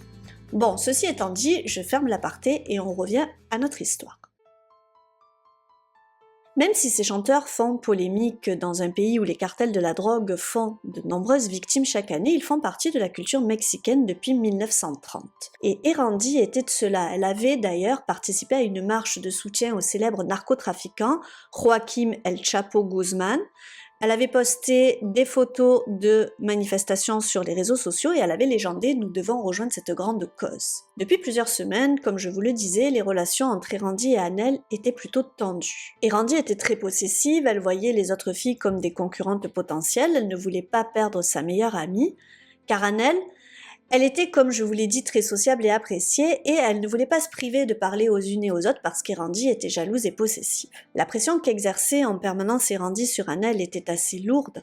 Certaines mauvaises rumeurs couraient d'ailleurs en disant qu'Erandi considérait peut-être Annelle comme plus qu'une amie. Bon, sachez que ce n'était que des rumeurs. En tout cas, beaucoup savaient qu'entre les deux filles, il y avait de l'eau dans le gaz. D'ailleurs, lorsqu'Erandi se mit à publier sur les réseaux sociaux pour exprimer sa peine quant au terrible sort d'Annelle, certains l'accusèrent publiquement de l'avoir tuée, d'être responsable de sa mort. Aussi, lorsqu'ils furent interrogés par la police, certains désignèrent Erandi comme la seule à avoir des différends avec Annelle. Les enquêteurs examinèrent alors les réseaux sociaux et ils tombèrent sur plusieurs tweets suspects. Le 5 février, elle publia un post dans lequel elle écrivait « Je t'aurai enterré d'ici la fin de l'année ». Puis, 15 jours plus tard, elle en publia entre autres 2 autres, l'un qui disait « On pourrait croire que je suis très calme, mais dans ma tête, je t'ai déjà tué au moins 3 fois », et le second disait « Je ne dis rien, mais dans ma tête, je t'ai déjà tué ». De plus, le jour du meurtre, elle aurait publié un post dans lequel elle disait « Oh mon Dieu, qu'ai-je fait ?» Le jour des obsèques, nombreuses étaient les personnes qui souhaitaient rendre un dernier hommage à Annelle. Amis, familles, voisins et simples citoyens touchés par la mort tragique de la jeune fille se pressèrent pour soutenir la famille qui en l'espace de 2 ans avait perdu 2 membres de leur famille. Erandi se présenta aux obsèques en compagnie de sa mère, elle était vêtue d'un grand sweat noir à capuche et elle cachait ses mains dans ses manches. Elle alla présenter ses condoléances à Omar, le frère d'Annelle, elle le serra dans ses bras, l'embrassa, avant d'aller s'asseoir, le regard vide, elle semblait complètement hagarde, perdue. Tout à coup, quelqu'un lui tapa sur l'épaule, elle se retourna et vit un homme qui lui demanda si elle était bien Erandi Gutiérrez. C'était un policier, il lui demanda de l'accompagner discrètement à l'extérieur afin de ne pas troubler la cérémonie. Erandi fut arrêtée et amenée au poste de police afin d'être interrogée. Assez rapidement, elle avoua avoir tué sa meilleure amie et lorsque les enquêteurs lui demandèrent pourquoi, voici ce qu'elle leur racontera. Elle leur dira qu'Annelle avait publié sur son compte Facebook une photo compromettante d'elle en décembre 2013, soit 3 mois auparavant. Sur cette photo, on pouvait voir les 2 filles enlacées, souriantes et à moitié nues. Elle aurait envoyé la photo à plusieurs camarades de lycée sans lui demander son consentement au préalable et lorsqu'elle apprit la nouvelle, elle le prit très mal et à partir de ce moment-là, la relation entre les 2 filles était brisée, elles ne se parlaient plus. Et, durant les mois qui suivirent, Erandi exprima sa colère sur Twitter à travers les nombreux tweets que je vous ai lus tout à l'heure où elle la menaçait en prenant soin de ne pas la désigner ouvertement. Le jour du drame, Erandi proposa à Annelle de se rencontrer afin de régler une bonne fois pour toutes cette histoire. Annelle avait mal vécu cette situation, depuis 3 mois elle avait tenté de s'expliquer avec son amie mais en vain. Erandi ne voulait rien entendre, elle était très remontée contre celle qui l'avait selon elle trahi. Aussi, lorsqu'elle fit un pas vers elle, Annelle accepta bien volontiers et elle lui proposa de passer à la maison cet après-midi-là. Erandi se rendit donc chez elle avec 2 pots de glace en signe d'apaisement. Elles discutèrent de leur situation et au bout d'un moment, l'ambiance semblait s'être apaisée. Annelle pensait que cette histoire était derrière elle et les 2 filles s'installèrent devant la télévision. Quelques minutes après, Erandi se leva, disant qu'elle avait besoin d'aller aux toilettes. Les chambres se trouvaient à l'étage et les toilettes étaient au rez-de-chaussée, tandis qu'Annelle était allongée sur son lit à plat ventre en train de regarder la télé. Erandi, au lieu de se rendre dans la salle de bain, alla dans la cuisine où elle prit un couteau qu'elle cacha dans sa manche. Elle remonta ensuite dans la chambre. Annelle, toujours devant la télé, ne vit pas arriver son amie derrière elle. Celle-ci la frappa à plusieurs reprises au cou avec le couteau avant de frénétiquement l'assaillir de dizaines de coups de couteau supplémentaires. Annelle, prise par surprise, tenta tant bien que mal de se débattre, mais grièvement blessée au cou par les premiers coups de couteau, elle n'arrivait malheureusement pas à prendre le dessus. Erandi frappa son amie de 65 coups de couteau et lorsqu'elle reprit ses esprits, elle se rendit compte qu'elle était morte. L'attaque avait été très violente, il y avait du rouge partout, c'était un véritable bain de sang. La victime, la pièce et l'agresseur en étaient couverts. Elle essaya comme elle put de nettoyer la scène du crime avec 2 serpillères qu'elle trouva et qu'elle jeta plus loin, mais ce ne fut pas très efficace. L'heure tournait et elle devait quitter les lieux si elle voulait éviter de se faire prendre. Erandi, paniquée et voyant qu'elle ne pouvait absolument pas faire disparaître les traces de son crime, s'enfuit en vitesse de chez son ex-meilleure amie. Alors sachez que certaines sources disent qu'elle aurait pris une douche, qu'elle se serait ensuite habillée avec les vêtements d'Annelle avant de partir en courant et c'est à ce moment-là qu'elle aurait été aperçue par les voisins. Lors de son arrestation, les policiers constatèrent qu'Erandi avait des marques sur ses mains et ses poignets. Annelle s'était battue férocement pour tenter de sauver sa vie et c'est pour cela que lors des obsèques, elle cachait ses mains dans ses manches. Après les aveux d'Erandi, le procureur général Marco Antonio Higuera annonça que si elle avait été plus âgée, elle serait allée en prison pour homicide aggravé. Mais comme elle n'avait que 16 ans, selon la législation mexicaine, elle risquait maximum 7 ans. Et en plus, ce n'était pas 7 ans de prison, mais c'était 7 ans dans un établissement pour mineurs. Devant la légèreté de la peine encourue, le père d'Annelle et des centaines d'autres personnes descendirent dans la rue pour demander justice pour Annelle. Hugo prit la parole pour dire que 7 ans ce n'était rien, lui, il avait perdu sa fille, elle avait tout juste 16 ans et elle ne pourrait jamais passer son permis, se marier et avoir des enfants. Erandi fut présentée à un juge spécialisé pour adolescents, puis elle fut transférée dans un centre de détention pour adolescents à Culiacán. Lors du procès, dont nous n'avons pas énormément d'informations car elle était mineure, Erandi fut condamnée à 7 ans, la peine maximale permise. Dans la foulée, les avocats de la défense firent appel. Selon eux, le procès n'avait pas eu lieu dans la bonne circonscription, il devait donc être annulé. Ce fut un nouveau coup dur pour la famille d'Annelle qui vécut la possible libération de l'assassin de leur fille comme une nouvelle injustice. En juillet 2015, un nouveau procès s'ouvrit. Elle fut de nouveau condamnée à 7 ans de prison. Cependant, un changement de législation renversa la situation et anéantit les espoirs de la famille d'obtenir une véritable justice pour Annelle. Le 22 septembre 2017, après 3 ans et demi de détention, Erandi fut libérée. Selon la loi mexicaine, la peine maximale pour un mineur était passée de 7 ans à 5 ans et comme elle avait déjà fait 2/3 de sa peine, elle fut libérée. Le tribunal jugea qu'elle avait suffisamment payé pour le meurtre sauvage de sa meilleure amie. Hugo Baez fut dévasté, il se sentait la victime d'une terrible injustice. Pour lui, la justice n'avait pas été rendue, seule la loi avait été appliquée. La veille de la libération d'Erandi, Hugo publia une vidéo sur les réseaux sociaux. Aquí estoy de nueva cuenta para, en primer lugar, agradecerles a todos ustedes que han estado conmigo, que me han estado apoyando, que me han estado mandando mensajes solidarios para lo de mi caso, para lo de mi hija. Y en verdad que no me moví en todo el día de aquí de mi trabajo esperando una notificación. Una notificación donde tenían que avisarme, tenían que confirmarme que el día de mañana a las 9 de la mañana es la audiencia donde se reclamará y se pedirá la liberación de la asesina de mi hija. Ahí voy a estar presente. Que se oiga mi voz porque estoy reclamando simplemente lo justo. Que las leyes deberían de ser leyes como tal, que defiendan a los inocentes, no a los delincuentes, ni a los criminales. Erandi fut donc libérée à seulement 19 ans. Pour la famille d'Annelle, la vie reprit son cours. Après le meurtre, ils préférèrent quitter la maison et déménager, mais finalement Hugo souhaita y retourner. Il avait partagé tant de bons moments dans cette maison qui avait vu ses enfants grandir. C'était aussi là que sa femme avait vécu ces derniers mois et que sa fille avait été sauvagement assassinée. Il décida de retourner dans cette maison remplie de bons comme de mauvais souvenirs. J'espère vraiment que la famille pourra se remettre de tous ces malheurs, en tout cas c'est tout ce que je leur souhaite. Son frère Omar est aujourd'hui médecin et sa sœur étudie à l'université. Alors pour Erandi, sachez que depuis sa libération, je n'ai aucune information concernant sa situation. Cette affaire met selon moi bien en évidence les dérives des réseaux sociaux, notamment chez les ados. On entend d'ailleurs de plus en plus d'affaires où les réseaux sociaux jouent un rôle. J'avais fait une vidéo il y a quelque temps sur Zachary Latam, ce jeune homme qui, pour générer toujours plus de buzz sur TikTok, avait poussé tout son voisinage à bout jusqu'au drame. Alors je vous mettrai le lien en description pour ceux qui n'ont pas vu la vidéo. Ici aussi, le mobile était lié aux réseaux sociaux. Erandi reprochait à Annelle d'avoir fait circuler des photos d'elle dénudée auprès des autres élèves. Il y avait des rumeurs qui couraient sur elle dans le lycée et qui laissaient entendre qu'elles étaient plus que de simples amies.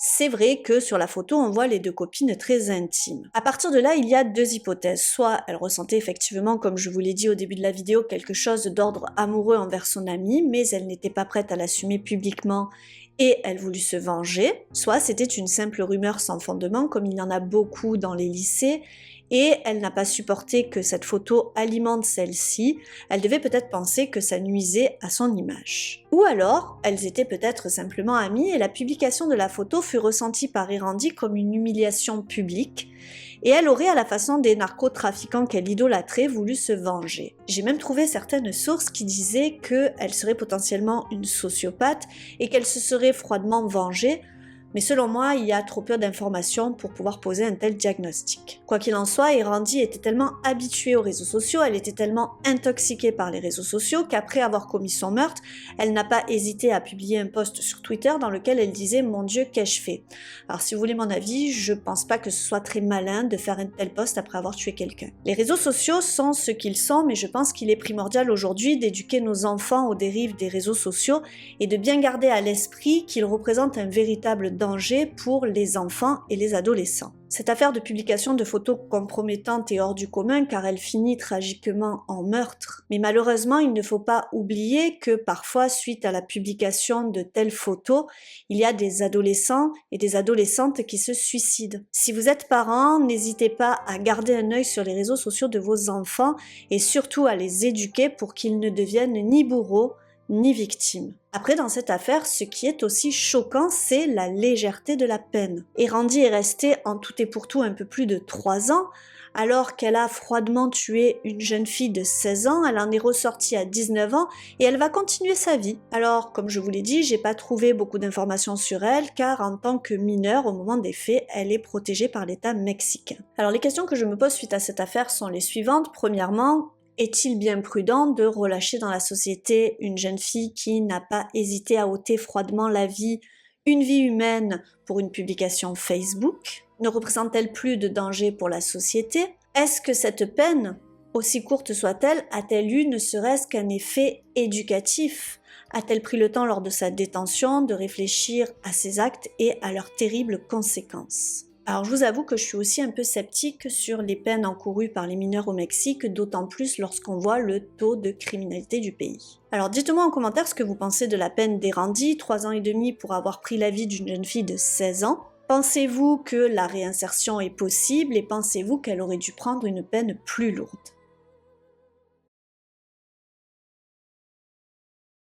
Ce qui s'annonçait comme un week-end prolongé festif pour Shankwela et ses amis va se terminer en terrible drame. Moins de 24 heures après son arrivée, la jeune femme va décéder dans des circonstances extrêmement suspectes. Entre mensonges, trahison et jalousie, cette affaire va enflammer les réseaux sociaux. C'est à Charlotte, en Caroline du Nord, que naît Shankwela Robinson le 9 janvier 1997. Elle grandit heureuse, entourée de ses parents, Salamandra et Bernard, ainsi que sa grande sœur, Kila Long. Shankwela est surnommée affectueusement par ses proches Kwela. Elle est décrite comme une fille gentille, authentique, généreuse, qui est toujours là pour ceux qu'elle aime. Après avoir fréquenté le lycée de West Charlotte, elle s'inscrit à l'université de Winston-Salem. C'est là qu'elle rencontre Khalil Cook, qui devient alors son meilleur ami. Les deux étudiants sont très proches, ils s'appellent très souvent, se voient régulièrement. Khalil connaît bien les parents et la grande sœur de Shankwela, il vient de temps en temps manger chez la jeune femme et il leur est même arrivé de partir en vacances ensemble. Après l'université, Shankwela, qui adore la mode, la coiffure et qui a l'âme entrepreneuse, lance son salon de coiffure. À tout juste 25 ans, la jeune femme est donc à la tête de ce salon spécialisé dans le tressage des cheveux. Mais elle ne s'arrête pas là, elle lance également en 2020 une boutique en ligne vendant des vêtements pour femmes, The Eskiz Boutique. Shankwela est une jeune femme de son temps, très active sur les réseaux sociaux, elle adore voyager dans de beaux endroits durant son temps libre et passer du temps avec ses amis. Sa réussite professionnelle lui permet d'assouvir cette passion des voyages. En tant que femme d'affaires, elle gagne confortablement sa vie. Aussi, lorsque Khalil l'invite en ce mois d'octobre 2022 à venir passer le week-end avec certains amis en commun de l'université pour fêter l'anniversaire de l'un d'entre eux, la jeune femme accepte volontiers. D'autant plus qu'il prévoit de partir à San José del Cabo, au Mexique. San José del Cabo est un haut lieu touristique qui attire chaque année plus de 3 millions de touristes. Connue pour ses plages de sable blanc, ses eaux turquoises et sa vie nocturne, c'est l'une des destinations préférées des jeunes voyageurs américains. Le groupe d'amis composé de Malik Dyer, Alice Hayat, Winter Donovan, Dejene Jackson, Shankwela et Khalil prévoit donc de passer le week-end d'Halloween là-bas pour fêter l'anniversaire de Nazir Wiggins. Pour l'occasion, les amis voient les choses en grand. Ils louent une somptueuse villa de 5 chambres et 4 salles de bain appelée Linda 32. C'est une maison luxueuse dont la nuit est facturée $1 300. La villa est magnifique, elle a une belle piscine avec vue sur la mer, ils réservent même les services d'un chef à domicile. Le vendredi 28 octobre, les 7 amis décollent donc en direction du Mexique. Seul Nazir, qui fête son anniversaire, manque à l'appel, il ne les rejoindra que le jour suivant. Ainsi, c'est tout excité que le groupe d'amis arrive à San José del Cabo. Ils se rendent donc dans la somptueuse villa et à leur arrivée, ils signent le contrat de location. Tout le monde signe et c'est Shankwela, qui est la plus à l'aise financièrement, qui se charge de régler l'addition. Il prévoit de rester du 28 octobre au 31 octobre.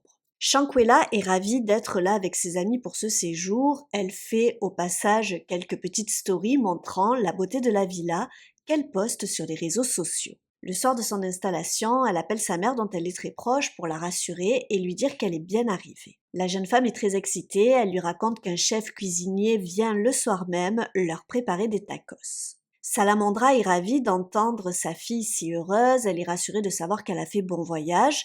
Les deux femmes s'embrassent, se souhaitent une bonne soirée et promettent de s'appeler le lendemain. Malheureusement, Salamandra ne sait pas que c'est la dernière fois qu'elle entendra sa fille. Le lendemain, ce n'est pas Shankwela qui l'appelle, mais Khalil, son meilleur ami. Il lui raconte que la jeune femme se repose, elle ne se sent pas bien et a vomi plusieurs fois. Sa mère pense alors que sa fille a soit trop bu le soir précédent, soit elle a mangé quelque chose qui l'a rendue malade. Elle ne s'inquiète donc pas plus que cela et le remercie de l'avoir appelée. Elle sait qu'elle est avec son ami Khalil, elle lui fait totalement confiance et pense qu'il veillera sur elle. Aussi, elle lui demande de la tenir informée et de demander à Shankwela de l'appeler lorsqu'elle ira mieux et qu'elle sera réveillée. Un peu plus tard dans la journée, le téléphone sonne de nouveau, c'est une nouvelle fois Khalil. Salamandra s'empresse de répondre, mais les nouvelles ne sont pas bonnes. Il l'informe qu'il y a 3 ambulances à la villa, essayant de réanimer Shankwela. Pour la mère de famille, c'est l'incompréhension totale, il s'était eu au téléphone quelque temps auparavant et l'état de sa fille ne semblait pas si grave. Elle ne comprend pas ce qu'il a bien pu se passer pour que les choses s'aggravent si rapidement. Il lui annonce alors que Shankwela a beaucoup bu la veille au soir et qu'elle est victime d'une intoxication à l'alcool. Alors qu'ils sont au téléphone et qu'extrêmement inquiète, elle questionne le jeune homme qui semble affolé, il la met soudainement en attente. Malgré tout, Salamandra fait entièrement confiance à Khalil. C'est son meilleur ami, elle le connaît bien, elle sait qu'il fera tout pour que sa fille soit prise en charge dans les meilleures conditions. Lorsqu'il reprend le téléphone quelques instants plus tard, il lui annonce que les médecins n'ont rien pu faire pour la pauvre Shankwela. La jeune femme est décédée. C'est un terrible choc pour la mère, à tout juste 25 ans, sa fille vient de mourir d'un empoisonnement à l'alcool moins de 24 heures après son arrivée au Mexique. Après cette effroyable nouvelle, ses amis se pressent de reprendre l'avion pour rentrer aux États-Unis. Dès son retour, Khalil se rend chez les parents de Shankwela pour leur apporter son soutien ainsi que les affaires de leur fille. Il leur raconte de nouveau que la jeune femme est morte d'une intoxication à l'alcool. Les parents de la jeune femme sont dévastés, mais ils ne remettent pas en doute la version du jeune homme, ils le connaissent bien et lui font confiance. Dans la foulée, ils sont pris en charge par le service consulaire pour régler toutes les formalités car le corps de la jeune femme se trouve toujours au Mexique. Ils apprennent que le rapport de police indique bien une intoxication due à une trop grande quantité d'alcool, mais ils ne peuvent pas encore récupérer le corps de leur fille tout de suite car l'autopsie doit être pratiquée. Les jours suivants, Khalil se rend quotidiennement chez les parents de son ami décédé. Ces derniers sont ravagés et chaque fois que les circonstances de la mort de leur fille sont évoquées, le jeune homme parle d'une trop grande consommation d'alcool. Ses parents, effondrés, savaient que leur fille adorait faire la fête, mais ils ne pensaient pas une seule seconde que ce week-end prolongé pourrait se terminer de façon aussi dramatique. Cependant, rapidement des rumeurs commencent à courir et ces dernières arrivent aux oreilles des parents de la jeune femme. Certaines personnes disent que là-bas, Shankwella aurait été frappée. Salamandra et son mari Bernard interrogent alors Khalil pour savoir ce qu'il en est. Le jeune homme se présente chez eux, accompagné de Winter et Dejene. Tous les trois parlent d'intoxication, ils nient qu'une bagarre ait éclaté là-bas, mais une chose met la puce à l'oreille des parents de Shankwella. Les trois jeunes gens se contredisent dans certains détails. De plus, Khalil semble de plus en plus bizarre, il devient, contrairement aux jours précédents, très distant et nerveux lorsqu'il évoque ce dramatique voyage. Les parents se posent de plus en plus de questions. Pourquoi raconte-t-il des versions différentes et surtout pourquoi Khalil semble-t-il si nerveux? Que leur cache-t-il? Salamandra et Bernard, emplis de peine et de doute, attendent impatiemment le rapport d'autopsie afin d'en savoir plus et ils espèrent rapidement pouvoir rapatrier le corps de leur fille. Le rapport d'autopsie arrive finalement le 10 novembre et là, c'est le choc. Il révèle que la jeune femme avait de multiples hématomes et qu'elle est décédée des suites d'une fracture au cou ayant entraîné de graves lésions à la moelle épinière ainsi qu'une fracture de l'atlas. Lorsque j'ai découvert cette information, je ne savais pas ce qu'était l'atlas. C'est la première cervicale se trouvant au niveau de la nuque. Elle est ainsi nommée en référence au titan mythologique Atlas car elle porte directement le poids du crâne. Sa fracture s'associe à des troubles neurologiques pouvant entraîner la mort. De toute évidence, la pauvre Shankwella avait été battue à mort. Mais le pire, c'est que le rapport d'autopsie ne révèle aucune trace d'alcool dans le sang de la jeune femme. Ses amis, ou plutôt ses prétendus amis, avaient donc menti depuis le début. Toujours selon le rapport, la pauvre Shankwella était décédée 15 minutes après sa blessure mortelle, ce qui ne collait absolument pas avec la version donnée par Khalil. Les parents de la jeune femme, sous le choc, commencent alors à se poser de nombreuses questions. Leur fille était-elle toujours vivante lorsque Khalil avait appelé sa mère, ou était-ce un mensonge de plus? Après l'arrivée du rapport d'autopsie, ils n'eurent plus aucune nouvelle du jeune homme qui ne répondait plus au téléphone. Je ne peux pas vous la mettre car elle est très violente, mais je vais vous raconter ce que l'on y voit. Dans cette vidéo, on peut voir Shankwella entièrement nue se battre dans une chambre avec une autre femme. La pauvre reçoit plusieurs coups de poing à la tête et au visage. Elle ne semble absolument pas se défendre. Elle est ensuite jetée au sol. Alors qu'elle est au sol, elle est de nouveau frappée à la tête, au visage et à l'arrière du cou.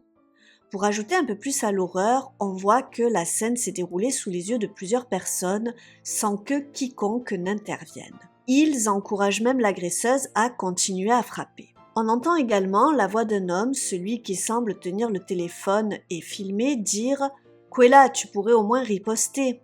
J'ai vu la vidéo et les images sont très dures. Personne n'intervient pour cesser le lynchage, personne ne lui vient en aide. Au lieu de cela, il se contente de regarder, de filmer et d'encourager l'assaillante. Cette vidéo va provoquer un véritable scandale. J'imagine combien ces images ont dû être difficiles à regarder pour la famille. D'autant plus que sa mère a pu identifier chacun des protagonistes. Selon elle, la personne qui frappe sa fille est Dejene.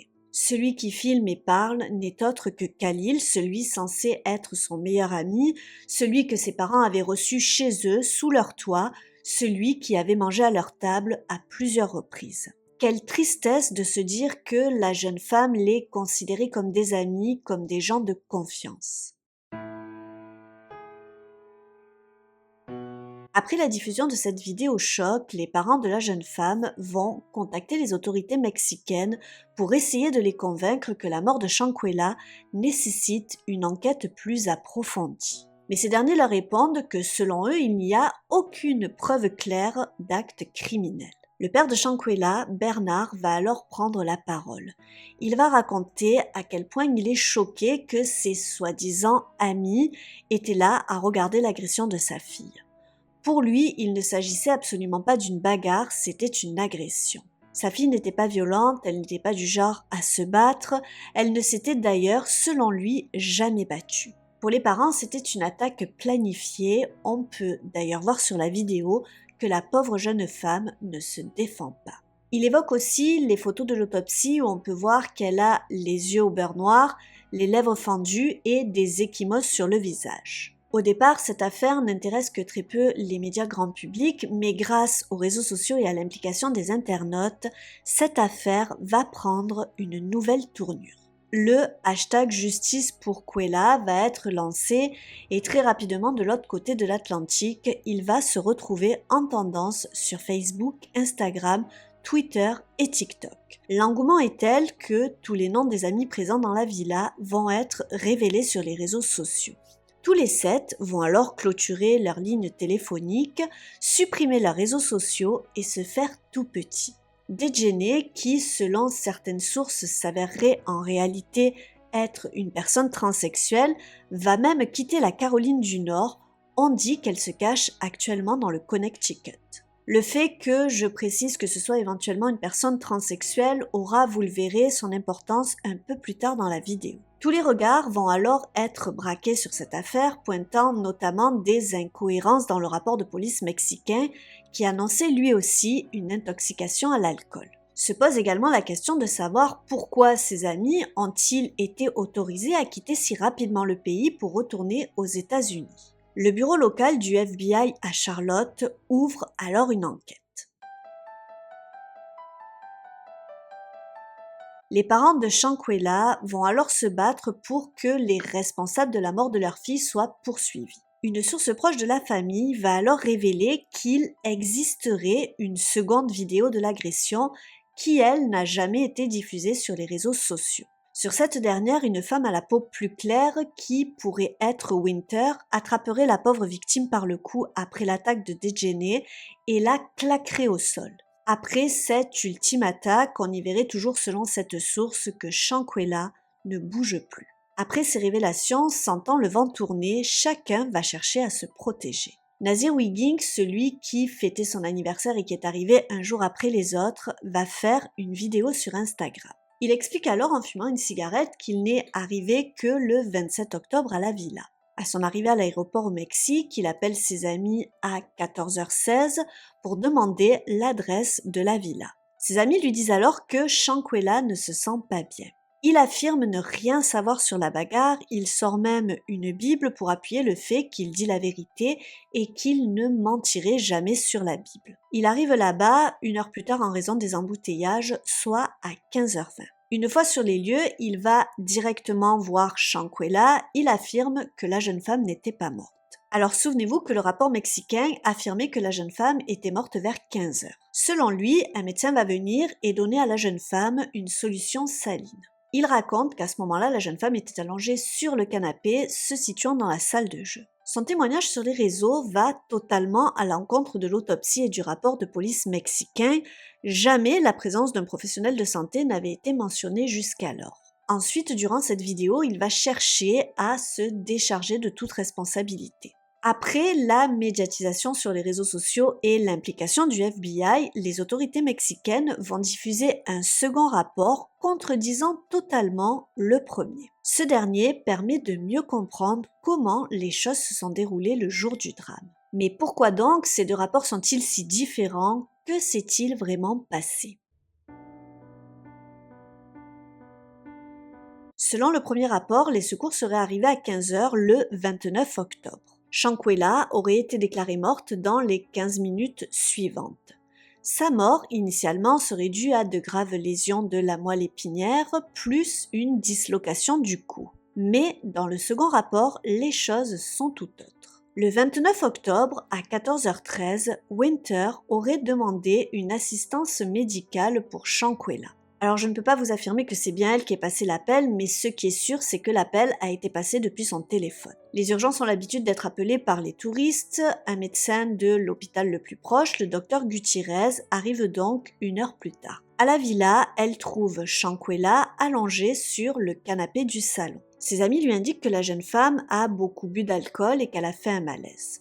Sur place, le docteur ausculte rapidement la jeune femme. Ses signes vitaux sont stables, mais elle semble déshydratée. Elle est incapable de communiquer verbalement et le docteur pense alors qu'elle est en état d'ébriété. Elle indique alors à ses amis que la jeune femme a besoin d'être hospitalisée, mais ces derniers refusent catégoriquement et lui demandent de la prendre en charge sur place. Je ne peux pas vous dire ce que le médecin va lui injecter, mais à 16h20, Shankwela commence à convulser. C'est à ce moment-là que Winter compose le 911 pour demander de l'aide.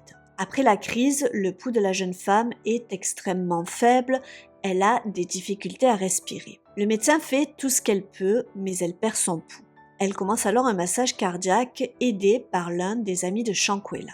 Lorsque les secours arrivent, ils prennent le relais. Ils continuent le massage cardiaque, lui injectent 5 doses d'adrénaline, la choquent 6 fois, en vain. À 17h57, la pauvre Shankwela est déclarée morte.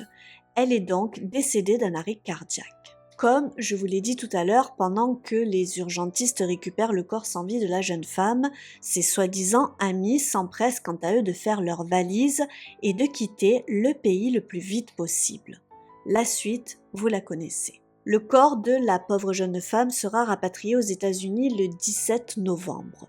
Pour soutenir la famille dans cette bataille pour obtenir justice, une cagnotte GoFundMe est lancée. De nombreuses personnes très touchées par cette tragédie ont participé à cette cagnotte. Le basketteur des Nets de Brooklyn, Kyrie Irving, a fait un don de 65 000 $.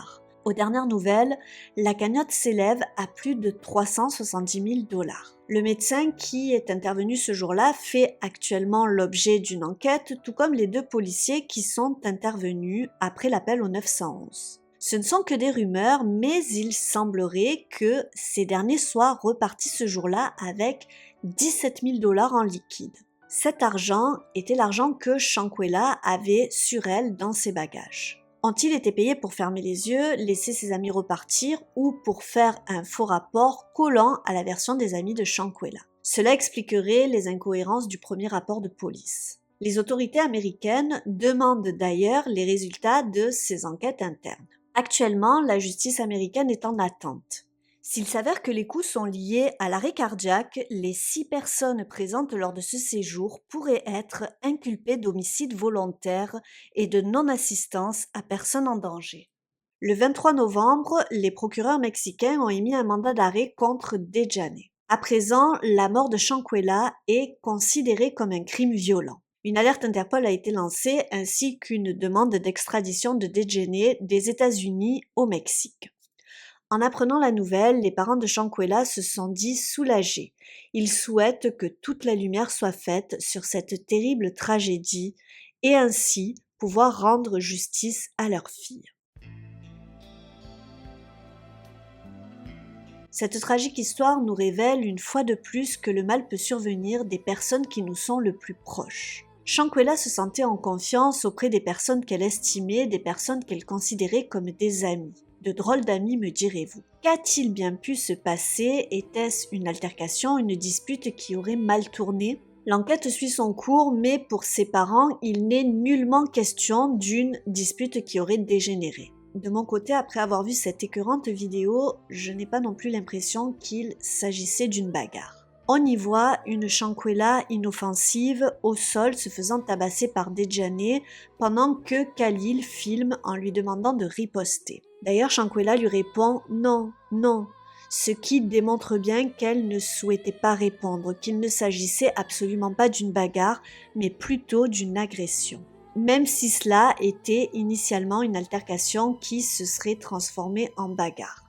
Au-delà du fait que Shankwela, lors de cette vidéo, ne ripostait absolument pas, s'il s'avère que Dejane est un transsexuel, le combat aurait été plus que déséquilibré. Bien sûr qu'il existe certaines femmes dans le monde qui peuvent venir à bout d'un homme à main nue, mais cela relève de l'exception. Malgré les différents traitements hormonaux que les personnes qui sont nées hommes prennent afin d'achever leur transformation, leur force physique, leur densité musculaire et osseuse n'en restent pas moins supérieures à la moyenne des femmes. De plus, sur une autre vidéo qui n'aurait pas encore fuité, on y verrait, comme je vous l'ai dit, Winter, une autre de ses amies, la prendre par la nuque et la jeter contre le sol sans que là encore Shankwela ne se défende. Shankwela semble avoir été prise pour cible, mais pour quelle raison? Était-il jaloux ou envieux de sa situation et de ses réussites? Shankwela, à 25 ans, avait un salon de coiffure, une boutique en ligne, tout semblait lui réussir. Aussi, c'était elle qui avait payé la location dans laquelle ils avaient prévu de faire la fête. Elle avait une grosse somme en liquide sur elle.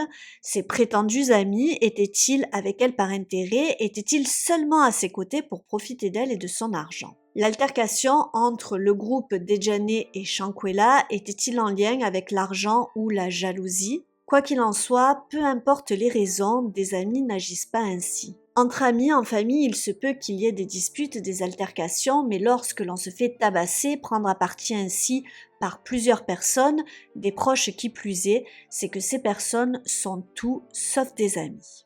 Malheureusement, Shankwela ne semblait pas le savoir, ni elle, ni ses parents, qui considéraient d'ailleurs Khalil comme quelqu'un de confiance. Il se peut que chacun d'entre nous, dans notre entourage, soyons confrontés à des personnes toxiques ou envieuses qui ne sont avec nous que par intérêt et non pour ce que nous sommes. Il ne s'agit pas de se méfier de tous nos proches, mais de savoir détecter ces personnes néfastes qui en réalité sont envieuses et nous tirent vers le bas. Avez-vous, vous aussi, déjà été confronté à des amis qui n'en étaient pas ? Au moment où je termine cette vidéo, il y a encore de nombreuses zones d'ombre à éclaircir. Je vous tiendrai informé au fur et à mesure des avancées de l'enquête et j'espère de tout cœur que les coupables seront jugés et répondront de leurs actes. J'ai une pensée particulière pour sa famille, ses parents qui, malgré leur deuil, sont actuellement en plein combat afin que justice lui soit rendue.